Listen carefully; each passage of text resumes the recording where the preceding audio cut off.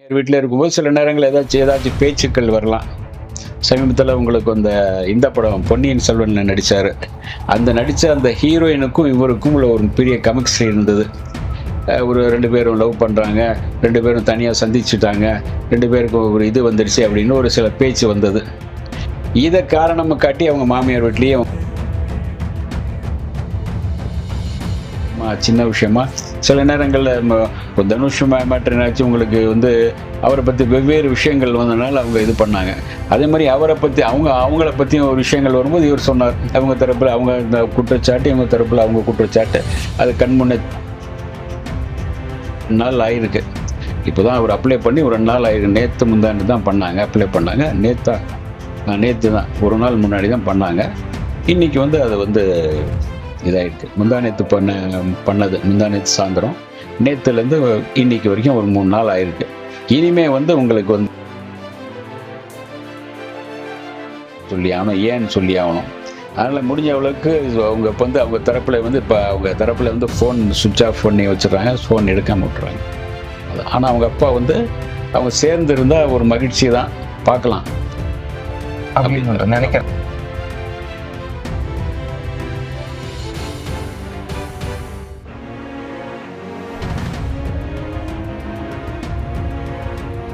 வணக்கம் சார். வணக்கம், சொல்லுங்கள் சார். இப்போ லேட்டஸ்ட்டாக ஒரு பரபரப்பான தகவல் என்ன அப்படின்னு பார்த்தீங்கன்னா, ஜெயம் ரவியும் அவங்க மனைவியும் பார்த்தீங்கன்னா விவாகரத்து செய்ய போகிறாங்க அப்படிங்கிறது. இதில் எந்த அளவுக்கு உண்மைத்தன்மை இருக்குது சார்? இதில் ஏறக்குறைய உண்மை இருக்குது. 2 பேர் அவர் அப்ளை பண்ணிட்டார். ஜெயம் ரவி அப்ளை பண்ணிட்டாரு. அவங்க அவங்க இன்னும் அப்ளை பண்ணல. அவர் ஒரு 2 நாள் முன்னாடி தான் அவருடைய விவாகரத்துக்கான இதை அப்ளை பண்ணியிருக்காரு. அநேகமாக இன்னும் ஒரு வாரத்தில் அந்த விஷயங்கள் மீடியாக்குள்ளே வரலாம். அது வேறு வரலாம் மீடியாக்குள்ளே. அவங்க தரப்பில் இன்னும் தரல. அநேகமாக அவங்களும் ஒரு வாரத்திலேயே ஒரு அடுத்த மாதமோ அவங்க என்ன முடிவு பண்ணி கொடுக்கலாம். அதுக்கு பிறகு இவங்க எந்த அளவுக்கு இவங்களுக்குள்ள நல்ல புரிதலோடு தான் இருக்காங்க. ஆரம்பத்துலேருந்து ஒரு கல்யாணம் பண்ணிட்டாங்க. நல்ல சந்தோஷமாக தான் இருந்தாங்க. 2 குழந்தைங்க இருக்குது. நல்ல அழகான 2 குழந்தைகள் இருக்குது. அழகாக தான் வாழ்க்கை ஓடிட்டு இருந்தது. ஆர்த்தி தரப்புலேருந்து அவங்கள இன்னும் ஒன்று இது பண்ணல, விவாகரத்துக்கான இதை இன்னும் அப்ளை பண்ணல. அநேகமாக அவங்களும் பண்ணுவாங்க. அவங்க தரப்புலையும் அவங்களுடைய என்ன கோரிக்கை அல்லது என்ன எதுக்காக இது பிரிதல் என்ன அப்படின்னு இனிமேல் தான் விஷயம் வரணும். ஆனால் அவர் பிரிய போகிறதுங்கிறது உண்மையான ஒரு சம்பவம் தான். அதுக்கான நோட்டீஸ்லாம் இது கொடுத்தாச்சு, அப்ளை பண்ணிட்டாச்சு. ஆரம்ப காலங்களில் பார்த்தீங்கன்னா ஜெயம் ரவி அவங்க அப்பா அம்மா கூட இருந்தார். அதுக்கப்புறமா செப்பரேட் ஆகி அவங்க மாமியார் வீட்டுக்கு வந்துட்டாங்க. இதுவும் ஒரு காரணம் சொல்லப்படுது அப்படின்னா சார்? ஆமாம், மாமியார் வீட்டில் வந்த பிறகு கொஞ்சம் அப்படியே மருமகனுக்கான ஒரு இது. அதே சமயத்தில் அப்பா கூட கொஞ்சம் டச்சில் தான் இருந்தார். அப்பா கூட எல்லா வகையிலும் கொஞ்சம் உங்களை கதை கேட்குறது, அவருடைய அண்ணன் அப்பா இவங்கெல்லாம் அந்த கதை கேட்குறதுல கொஞ்சம் இவர் தான் அங்கே கதை ஒரு கட்டத்தில் அவங்க அப்பா தான் அதிகமாக கதை கேட்டுட்டு இருந்தார், அவருடைய கதைகள். அதுக்கு பிறகு இவருடைய அண்ணன் கேட்டார். ஏன்னா இவருக்கான ஒரு நல்ல கதைகள் அவர் கொஞ்சம் சூஸ் பண்ணணும், சக்ஸஸ் பண்ணணும் அப்படிங்கிற ஒரு எதிர்பார்ப்பு அவங்ககிட்ட இருக்கு இல்லையா. அதனால் அவங்க அப்பா சில கதைகள் கேட்டு அவர் கேட்டார்னா கொஞ்சம் கரெக்டாக சொல்லுவார். மற்ற ஆட்கள் மேலே ஒரு ஏறக்குறைய ஒரு சினிமாவில் அவருக்கு ஒரு 30-40 வருட அனுபவம் இருக்குது. அதனால் இந்த படம் ஓடும் ஓடாது, இந்த கதை சக்ஸஸ் ஆகும், இந்த கதை சக்ஸஸ் ஆகாது, இந்த கதையில் இதெல்லாம் மாற்றலாம், இப்படி பண்ணால் இன்னும் கொஞ்சம் அழகாக இருக்கும், நல்லா இருக்கும்னு கரெக்டாக சொல்லக்கூடியவர். ஏன்னா அவர் பண்ண படங்கள்லாம் பார்த்தீங்கன்னா ஒரு 10-20 படங்கள் தயாரிச்சிருக்காரு. தெலுங்கில் ஒரு 4-5 படம் இவர் சிரஞ்சீவி வச்சு சூப்பர் டூப்பர் ஹிட்டாக 2 படம் பண்ணியிருக்காரு. இன்னும் பல தெலுங்குல நிறைய படம் பண்ணியிருக்காரு. தெலுங்குலேருந்து நிறைய படங்களை இங்கே மொழி மாற்றம் பண்ணது அவர் தான் அதிகமாக. 90களில் அதிகமான படங்கள் மொழி மாற்றம் பண்ணி தெலுங்குலேருந்து ரிலீஸ் பண்ணியிருப்பார். அப்போது அவர் டிஸ்ட்ரிபியூட்டராக, ஒரு தயாரிப்பாளராக, ஒரு டைரக்டராக, ஒரு கதை வசனகர்த்தாவாக எல்லாமே அவருக்கு தெரியும் அப்பாவுக்கு. இந்த சினிமாவுக்குள்ளே எடிட்டராக இருக்கிற பட்சத்தில் அவங்களுக்கு எடிட்டருக்குரிய தன்மைகள்லாம் எல்லாம் இருக்கு இல்லையா. இந்த எங்கே கட் பண்ணும், எங்கே செட் பண்ணுங்கிறது அந்த கதைக்கான இது உண்டு. அதனால் அவர் அவருடைய கதை கேட்டு பையனுக்காக பண்ண படங்கள் எல்லாமே சக்ஸஸ் தான். மாமியார் வீட்டில் இருக்கிறனால, மாமியார் வீட்டில் இருந்தாலும் கூட இவர் சில இடங்களில் மாமியார் வீட்டுக்கு போன பிறகு சில பிரச்சனைகள் வரதே உண்டு. என்னென்னா உங்களுக்கு ஜிவி பிரகாஷுடைய விவாகரத்துக்கான முக்கிய காரணமாக இருந்தது அவங்க மாமியார் தான். ஏன்னா அவர் சம்பாதிச்ச பணத்தை அவங்க பொண்டாட்டி ஆட்டையை போட்டு மாமியார் வீட்டில் தான் கொண்டு போய் சேர்த்துட்டு இருக்காங்க. இவர் கஷ்டப்பட்டு இப்போ சம்பாதிச்ச பணத்தை அப்படியே இவங்க வந்து ஆட்டையை போட்டு அல்லது எடுத்து உரிமை மனைவிங்கிற உரிமை இருக்கிறதுனால எடுத்துகிட்டு போகலாம். ஆனால் எங்கேயோ போய் எங்கேயோ சேர்க்குற மாதிரி இருக்குல்ல, இவர் கஷ்டப்பட்ட பணமெல்லாம் அந்த மாதிரி போயிட்டுருக்குங்கிற ஒரு இதில் வச்சு தான் அவருக்குள்ள ஒரு வேறு சில காரணங்களுக்காக அவர் வந்து அதை பிரிய ஆரம்பிச்சாது. இங்கேயே அந்த மாதிரி நடக்குதா என்னன்னு தெரில. இவர் சம்பாதிக்கிற பணம்லாம் அவங்க மனைவி விட்டு தானே வந்தாகணும், மனைவி அவங்க வச்சாகணும், அல்லது அங்கேருந்து போகுதா என்னன்னு தெரில. ஆனால் அவருடைய மாமியார் வந்து ஒரு சுஜாதா விஜயகுமார் ஒரு நல்ல அவங்க வந்து நல்ல ஒரு வசதியானவங்க தான். நிறைய டிவி சீரியல் நிறைய பண்ணிகிட்ருக்காங்க, படங்கள் நிறைய பண்ணிகிட்ருக்காங்க. அதனால் வந்து இவர்கிட்டேருந்து பணத்துக்காக இது பண்ணாங்கன்னு சொல்ல முடியாது. சம்திங் உனக்கும் எனக்கும், அப்புறம் சந்தோஷ் சுப்பிரமணியம் அவருடைய அண்ணன் பண்ண தனி உறவுன்னு இதெல்லாமே பண்ண படங்கள்லாம் ஒரு சூப்பர் டூப்பர் ஹிட் படங்கள். அவருக்காக செலக்ட் பண்ணப்பட்ட, அதாவது அவங்க அப்பா கதை செலக்ட் பண்ணும்போது அவங்க அண்ணன் செலக்ட் பண்ணும்போதெல்லாம் இவருக்கு சக்ஸஸ்க்கான படங்களாகவே இருந்தது. இப்போது மாமியார் தரப்புலேருந்து அவங்களும் கொஞ்சம் இவருக்காக கதை கேட்குறேன் அப்படின்னு சில கதைகள் கேட்டு அது சரியாக சில சொதப்புச்சு, சில படங்கள் சரியாக அவங்க தயாரித்த 3 படங்கள்லேயே 2 படம் பெருசாக போகலை. அது காரணம் அவங்களே தான் அந்த கதை கேட்டு இவங்க ஓகே பண்ணது. சரி, மாமியார் ஓகே பண்ண கதை சரி அவங்களும் பிடிச்சிருக்கு போட்டு ஒரு நடித்தார், அது பெருசாக போகல. இந்த ஒரு நெருடலும் இருக்கலாம். தனக்கான கதைகள் கேட்டு ஒரு சொதப்பலான கதைகள் கேட்கும்போது அது ஒரு பெருசாக போகலைன்னா இவரு தானே பாதிக்கும், இவருடைய லைஃப் தானே பாதிக்கும், ஒரு கேரியர் வந்து பெருசாக பாதிக்கும். அதை கொஞ்சம் ஒரு மைண்டில் வச்சுக்கலாம். ஏன்னா அதுவும் கொஞ்சம் அப்படி சொல்லப்படுது. அது நிஜம்தானா அப்படிங்கிறத விசாரிக்கும் போது ஒரு சிலர் அப்படி சொல்கிறாங்க.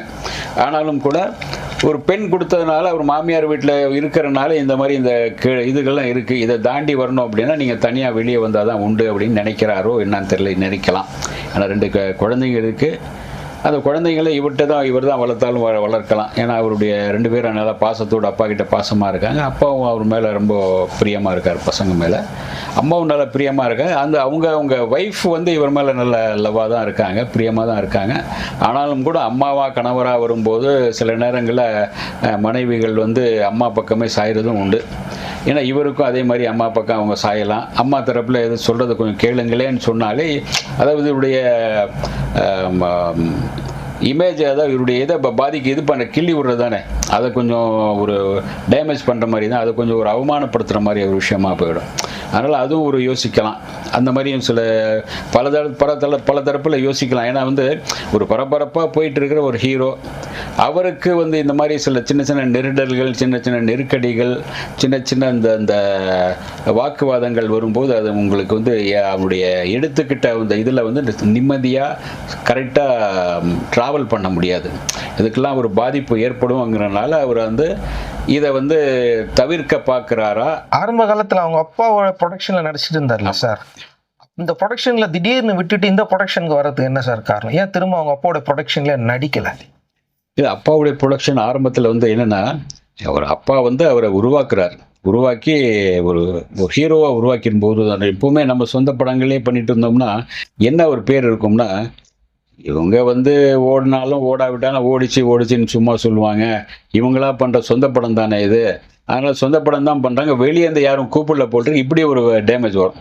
வெளியேந்து யாரும் இவர் கூப்பிடல, சொந்த படம் தான் பண்ணிவிட்டு அப்படியே ஏதோ காலத்தை தள்ளிக்கிட்டு இருக்காரு அப்படிங்கிற மாதிரி இந்த மாதிரியும் பேசுவாங்க. இதெல்லாம் இந்த மாதிரி ஒரு பேச்சு வந்துடக்கூடாதுங்கிறனால வந்து அவரே வந்து சொந்த படம் ஒன்று பண்ணாலும் கூட வெளிப்படங்கள் பண்ணோம். நிறைய வெளிப்படங்கள் பண்ணும்போது தான் இவங்க வந்து நிறைய இவங்களுக்கான ஒரு மார்க்கெட் இன்னும் விரிவடையும். பல பேர் வந்து இவர்கிட்ட வந்து ஒரு கதை சொல்ல பல பேர் வருவாங்க. சரி, இவர் அப்பா அவருடைய சொந்த கம்பெனிக்கு மட்டும்தான் நடிக்கிறான்னு தெரிஞ்சு அவங்களை யாருமே இங்கே வரமாட்டாங்க. அது ஒரு பெரிய பாதிப்பு. அதனால் வந்து அவங்க அப்பாவுடைய இதெல்லாம் டச்லேயே இருந்தாலும் கூட வெளி கம்பெனிகளில் படங்கள் வந்து பண்ண ஆரம்பித்தது அதனால தான். வெளி கம்பெனி பண்ண படங்களும் ஏறக்குறைய உங்களுக்கு கோமாளி உட்பட நிறைய போயிருக்கு சிலது. ஏன்னா வெளி கம்பெனி வரும்போது தான் உங்களுக்கு உங்களுடைய ஒரு மார்க்கெட் வேல்யூ தெரியும். நமக்கு இவ்வளோ மார்க்கெட் இருக்குது, நமக்கு இவ்வளோ போயிருக்கு அப்படின்னு. ஏன்னா அப்பா பண்ணும்போது நல்லா பண்ணியிருக்கேன்னு போயிடலாம். ஏன்னா வந்து அவங்களுடைய பப்ளிசிட்டியில் தூக்கிட்டு போயிடலாம். வெளியே பண்ணும்போது தான் உங்களுக்கு வந்து அவருடைய பிஸ்னஸ் வேல்யூ என்ன, இவருக்கான சம்பள வேல்யூ என்ன அப்படி என்னென்னு தெரியும், விஷயங்கள்லாம் தெரியும். அதனால் பெரும்பாலான ஆட்கள் வெளியே பண்ணும்போது தான் வெளிப்படையாக இந்த கதை நல்லா இருக்குது நல்லா இல்லைன்னு இவங்களும் கருத்து சொல்ல முடியும், அதை மாற்றுங்கன்னு சொல்ல முடியும், அந்த டைரக்டர் சரியாக பண்ணலை அப்படிங்கிறது சொல்ல முடியும். அதனால் உங்களுக்கு வெளி கம்பெனிகளை பண்ணுறது நல்லது தான். அதாவது பிரகாஷ் குமார் சொன்னார்ல சார், எனக்கு ப்ரொஃபஷனலா நான் கொஞ்சம் வந்து முன்னாடி போகணும்னு நினைக்கிறேன், அதனால நான் ஒரு கேப் விட்டுக்கிறேன் அப்படின்னு சொல்றாரு. அதே மாதிரி தான் ஜெயம் ரவி தான் சுத்தி சுத்தி பாத்தீங்கன்னா அந்த இடத்துல தான் வந்து நிக்குது. இப்ப அதுக்கு இதுக்கும் ஒத்து போகுது அப்படின்றீங்களா? இல்லை, ஏறக்குறைய அப்படிதானே இருக்கு. நீங்க ஜேவி பிரகாஷும் வந்து அவருடைய மாமியார் தரப்புலேருந்து அங்கே போன பிறகு அவர் மாமியார் வந்து அவருடைய அவருடைய சில நெருக்கடிகள், அப்போ அரசியல் ரீதியான ஒரு நெருக்கடி. இவர் வந்து வேற மாதிரி ஒரு தமிழ் உணர்வாளராக, திராவிட உணர்வாளராக இருக்கும்போது அவங்க மாமியார் வந்து இவர் ஒரு சங்கி மாதிரி வேறொரு தளத்தில் கூப்பிட்டு போகிறாங்க. அது ஒன்று. அதை தாண்டி வந்து இவர் மாமியார் பக்கமே மனைவி சாஞ்சிக்கிட்டு இங்கேருந்து சம்பாதிக்கிற பணம் உட்பட எல்லாம் அங்கே போயிட்டு இருக்கும்போது அது ஒரு இது. அப்புறம் இதுக்காக நீங்கள் இரவும் பகலாக மனக்கெட்டு நம்முடைய விஷயங்கள் எல்லாமே கொஞ்சம் இது சரியாக வரல, இல்லை கொஞ்சம் கரியர் கொஞ்சம் ஆடிடுச்சு. ஆமாம், அது கரியர் கொஞ்சம் ஆடிடுச்சு. வந்து நம்ம சம்பாரிச்சதெல்லாம் ஏதோ போகுது, எங்கோ போகுது அப்படிங்கிற மாதிரி அது ஒரு இதெல்லாம் இருக்கு இல்லையா. அதனால வந்து கொஞ்சம் கொஞ்சம் நிதானித்து யோசித்து மறுபடியும் கொஞ்சம் பார்ப்போம், அப்புறம் பார்க்கலாம் அப்படிங்கிற அந்த மாதிரி இதுதான் அது. ஆனால் அவர் படங்கள் மேலே கொஞ்சம் கான்சென்ட்ரேஷன் பண்ணணும்னு ஆரம்பிக்கிறாரு. இன்னும் பெரிய பெரிய ப்ராஜெக்ட்லாம் பண்ணணும். இது வந்து வெளியே வந்து பண்ணணும். ஏன்னா இவருக்கும் அதே மாதிரி உங்களுக்கு அவருடைய அண்ணன் கூட நிறைய ப்ராஜெக்ட் இருக்குது, வெளியிருந்து நிறைய வருது. இதெல்லாம் கேட்டு பண்ணுறதுக்கு உங்களுக்கு ஒரு பொறுமை, அதே சமயத்தில் ஒரு மைண்டு கொஞ்சம் ரிலாக்ஸாக இருக்கணும். கொஞ்சம் இந்த பிரச்சனைகள் நெருடல்கள்லாம் இருந்துச்சுன்னா அவங்களுக்கு ஒன்றும் பண்ண முடியாது. இதை தாண்டி வரணும்.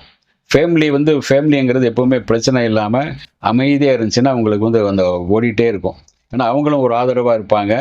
அது வந்து நம்முடைய ஒரே அலைவரிசையில் இருக்கும் பட்சத்தில் நல்லா இருக்கும். அது ஒரு அலைவரிசையில் இடையில கொஞ்சம் மாறும்போது இது இந்த மாதிரி நெருடல்கள், இந்த மாதிரி ஒரு சின்ன சின்ன மோதல்கள், சின்ன சின்ன ஒரு மனக்கசப்புகள்லாம் வர ஆரம்பிச்சிடும். இதுலேருந்து நம்ம ரிலாக்ஸ் ஆகிட்டு வெளியே வரணும்னு பார்க்குறான்னு நினைக்கிறேன். மாமியார் வீட்டில் இருக்கும்போது சில நேரங்கள் ஏதாச்சும் பேச்சுக்கள் வரலாம். சமீபத்தில் உங்களுக்கு இந்த படம் பொன்னியின் செல்வனில் நடித்தார். நடித்த அந்த ஹீரோயினுக்கும் இவருக்கும் உள்ள ஒரு பெரிய கெமிஸ்ட்ரி இருந்தது. ஒரு 2 பேரும் லவ் பண்ணுறாங்க, 2 பேரும் தனியாக சந்திச்சுட்டாங்க, 2 பேருக்கும் ஒரு இது வந்துடுச்சு அப்படின்னு ஒரு சில பேச்சு வந்தது. இதை காரணமாக காட்டி அவங்க மாமியார் வீட்லேயே அவங்க வீட்லேயும் பேசியிருக்கலாம். இவரை அப்படியே கொஞ்சம் ஹட் பண்ணியிருக்கலாம். என்ன புரிஞ்சிக்கலையே அப்படிங்கிறனால கொஞ்சம் இவருக்கு கோவம் வந்திருக்கலாம். இது ஒரு காரணம் சொல்லப்பட்டது. இது உண்மைதானான்னு நமக்கு தெரியாது. இப்படி ஒரு காரணமும் உண்டு. அதே சமயத்தில் உங்களுக்கு அவர் போயிட்டு ஒரு விவாகரத்துக்காக ஒரு இது அப்ளை பண்ணுறாருன்னா அவருக்கு அந்த அளவுக்கு ஏதோ ஒரு பாதிக்கப்பட்டிருக்காரு, அல்லது ஏதோ ஒரு ஈகோ பெருசாக டச் பண்ணியிருக்கு. ஈகோவை யாரோ டச் பண்ணியிருக்காங்க. அதுக்காக தான் அவர் இது விவாகரத்துக்கு அப்ளை பண்ணியிருக்கார். மற்றபடி நல்ல ஒரு பர்சன் தான். அவருடைய பெரும்பாலும் சமீப காலமாக ஒரு 20-25 படங்களுக்கு மேலே வந்துருச்சுன்னு நினைக்கிறேன். அதில் ஒரு 1-2 படங்கள் தான் சுமார். ஃபஸ்ட்டு படமே உங்களுக்கு ஜெயம், அதுலேருந்து தொடங்கிச்சுன்னா ஜெயம், அவங்க அண்ணன் இவரை வச்சு பண்ண சந்தோஷ் சுப்பிரமணியம், இதெல்லாமே ஒரு நல்ல படங்கள். ஆனால் ஜெயம் ரவி தூரத்துலேருந்து பார்க்கும்போது அவங்க ஒரு நல்ல தம்பதிகள், ஆமாம், அந்த மாதிரி தான் எல்லாருக்குமே தெரிஞ்சுது. எனக்கு பர்சனலாக ஜெயம் ரவி ரொம்ப பிடிக்கும். அந்த அளவுக்கு திமிர்த்தனம் இல்லாத ஒரு நல்ல மனுஷனாக தான் தெரிஞ்சாரு. இப்போ இவர் இது மாதிரி எடுக்கிறாருங்கிறது நம்மளால நம்பவே முடியலையே. யார் முதல்ல இதை அணுகுனது அப்படின்னு? இல்லை, முதல்ல இவங்க தான் பண்ணியிருக்காரு. இவர் தரப்பில் தான் போயிருக்காங்க. முதல்ல போயிட்டு வக்கீல்கிட்ட இது பண்ணியிருக்காங்க. அவங்க தரப்பில் இன்னும் பண்ணல. ஏன்னா ஒரு மனமொத்த தம்பதியாக நல்ல ஒரு இதாக தான் இருந்தாங்க, சந்தோஷமாக நல்ல மகிழ்ச்சியோடு தான் இருந்தாங்க. அது என்ன காரணம்ங்கிறது பெருசாக இன்னும் வெளியே வரல, ஒரு சரியான காரணம் வரல. இதுக்காக தான் அப்படின்னு. ஏன்னா அவங்களும் சொல்ல மாட்டாங்க. இது சொன்னால் கொஞ்சம் ஒரு கணவன் மனைவி விஷயங்கள் வெளியெல்லாம் வரக்கூடாதுன்னு நினைப்பாங்க, குடும்ப விஷயங்கள் வெளியே போகக்கூடாதுன்னு நினைப்பாங்க. இவங்களும் நினைப்பாங்க, அவங்களும் நினைப்பாங்க. அதில் முடிஞ்ச வரைக்கும் கொஞ்சம் மூடி வச்சுட்டு இவங்க 2 பேரையும் ஒன்றா சேர்த்து மறுபடியும் சேர்ந்து வாழக்கூடிய சூழ்நிலை உருவாக்கும் 2 பக்கமும் யோசிப்பாங்க. அதுதான் இப்போ நாமளும் யோசிக்கிறது. இப்போ நல்லா இருக்கட்டுமே, மறுபடியும் அவங்க சேர்ந்து வாழ்ந்தால் தான் நல்லது அப்படின்னு நாமும் நினைக்கலாம். ஏன்னா குழந்தைங்கள் இருக்காங்க. இப்போ ஓரளவு தோளுக்கு வளர்ந்த அளவுக்கு குழந்தைங்க வந்தாச்சு, கொஞ்சம் 2 பசங்க. அவங்களுடைய இதை அப்பா அம்மா சேர்ந்து இருக்கும்போது அவங்களுக்கு ஒரு பூஸ்ட்டு, அதுதான் ஒரு சந்தோஷம், ஒரு மகிழ்ச்சி, அவங்க வளர்ச்சிக்கான ஒரு நல்ல அதுதான். இவங்களுக்குள்ளே ஒரு புரிதல் இல்லாமல் ஒரு இது இல்லாமல் இருந்துச்சுன்னா அவங்களுக்கும் ஒரு பாதிக்கும். அதனால் இவங்க இன்னும், அதாவது நீங்கள் கோர்ட்டுக்கு போன பிறகு கூட 1 வருஷம் இது கொடுப்பாங்க, நீங்கள் சேர்ந்து வாழறதை பற்றி யோசிங்க அப்படின்னு.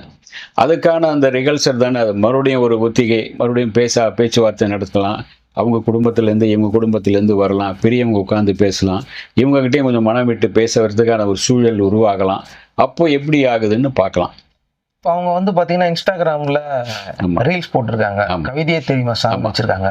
ஆனா வெளில வர சங்கதி என்னன்னா விவாகரத்து. இதை நம்ம எப்படி எடுத்துக்கலாம்? அப்ப இது ஒரு ரூமர் தானா? ஆமா, காதல் அது ஒரு வாழ்க்கை.